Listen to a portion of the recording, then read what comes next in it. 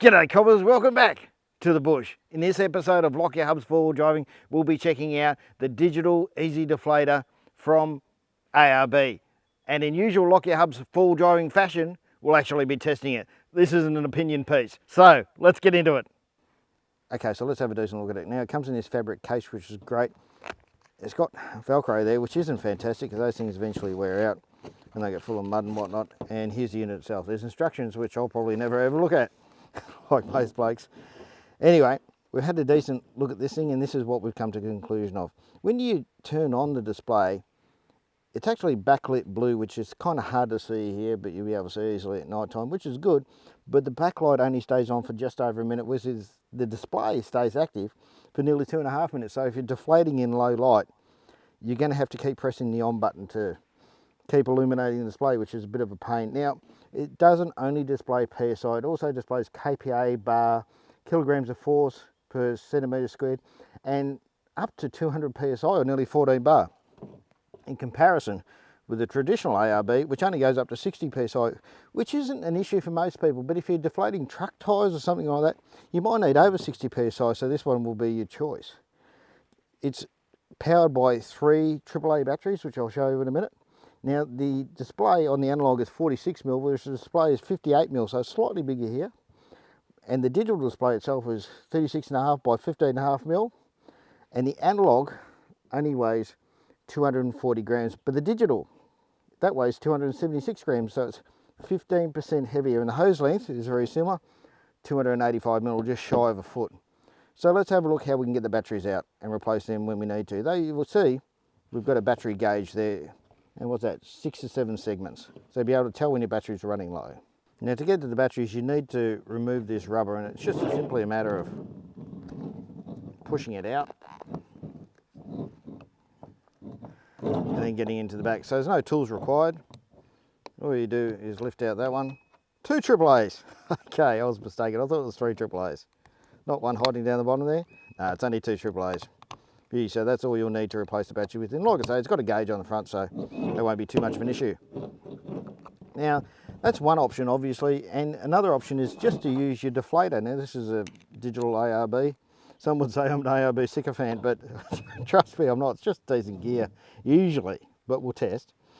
And you can deflate using the little button on the side here, so we'll test that out as well. So let's get the proof from the pudding, head over to a tyre, inflate it to my road going pressure of 36 PSI, and deflate it with our 3 options here and see which one's the fastest. Let's get into that. Okay, so I've double checked the inflation of the tyre up to 36 PSI, and you'll notice I put a rock in front because nothing stops the Land Cruiser, not even the park brake. So, firstly, we'll try the standard analog easy deflator.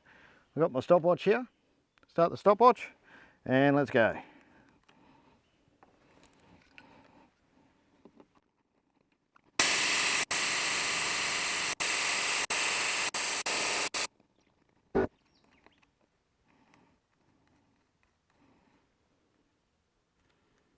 Okay, that took 1 minute and 19 seconds. So let's try the next one. Now I've reinflated the tyre up to 36 PSI, and now we'll give the ARB inflator a go. So I'll press the start button and we'll get into it.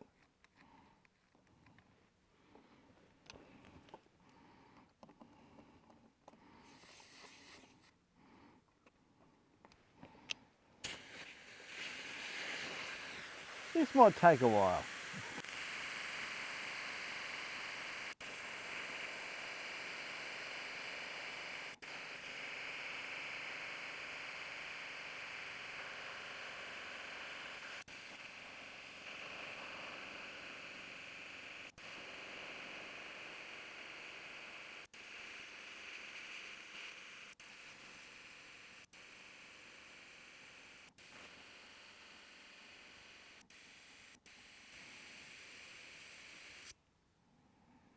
Now we're finally down to 18 PSI.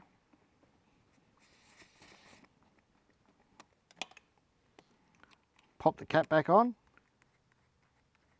and we'll check the timer.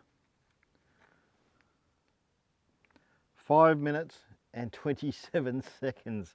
Well, that blew out just a touch. Now what you might notice about this one in comparison with the standard jobby is I've got a twist on connection there.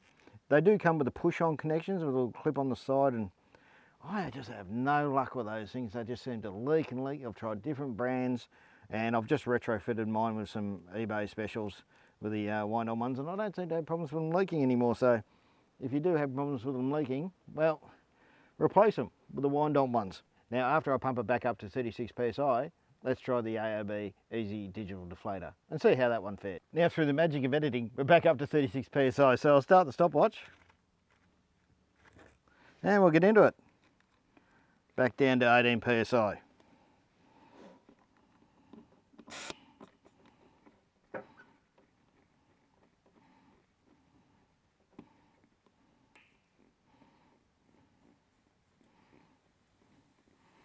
One good thing about it is that it starts itself up as soon as there's pressure in there.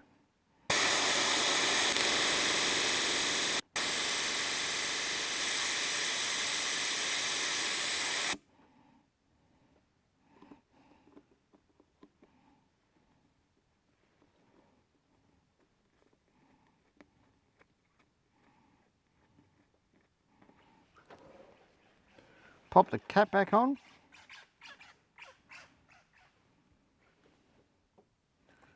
And that's 1 minute 22 seconds. So pretty much line ball with the analog. So I'm pretty sure that the deflation part of it, it's exactly the same. I mean, why would they build another one? So let's have a look at the results. Okay, so let's have a look at the data. So your Tyre Easy Deflator, your analog version took 1 minute and 19 seconds, and the digital version of the same thing took 1 minute and 22, so only 3 seconds behind. But the digital Tyre inflator, using that for deflation, took us nearly 5.5 minutes. You're going to save 416% by going from the digital inflator to a proper deflator. Now, to put that into time perspective, over 4 tyres you'd be saving 16.5 minutes of deflation time. Geez, it's a no-brainer really, isn't it? So I'm going for the deflator every time. Okay, so what do we think in the end? Well, great for inflation, pretty slow for deflation. 1 minute 20 roughly versus nearly 5.5 minutes. So that's 416% slower. Great for inflation. It's going to take considerably longer. That's 416% slower on each and every tyre you have to deflate. Now, these two, line ball, this one was just as fast as this one. So your analog, just as fast as your digital. And they seem to be both very well constructed. Now you do have batteries in this one. So if you're out in the bush and you happen to run out of batteries because you haven't been keeping an eye on the gauge as it's been used, even though it's got auto off, well, you're in a bit of a pickle. You'll still be able to deflate, but you won't be able to tell how much pressure you got in the tyres. What I would have liked to have seen was perhaps a lithium ion in there, maybe an 18650 and a USB-C charger. I understand it would make it a little bulkier, but I think I'd be fine with that for the additional run time. And the advantage is everybody these days has some way of charging via USB for your telephone, the kid's iPad, and my headphones are even charged via USB. My head torches charged via USB. Everything gets charged via USB, and in my opinion, so should this. It is a little bit more expensive. Now, one advantage of course is you don't need to take a torch to deflate if it's a little bit dark out, because this one illuminates. Though it doesn't illuminate for the full on time, which is odd, which is only a minute. It only illuminates for a minute, which is not quite enough to deflate one of the 35s on my 80 series. But beggars can't be choosers. I quite like it, though I think there could be improvements. Now guys, if you like this video, don't forget to give it the old thumbs up, and if you didn't, by all means, give it a thumbs down twice. Thanks guys, we'll see you in the next one.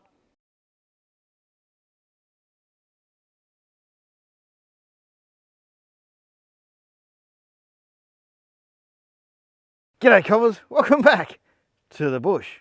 Actually, no, we are in the bush today. Oh yeah, there's my outtake. G'day cobbers, welcome back to the bush. In this episode of Lock Your Hubs 4-wheel driving, we'll be checking out the Easy Deflator digital version from ARB. I'll check focus, probably not.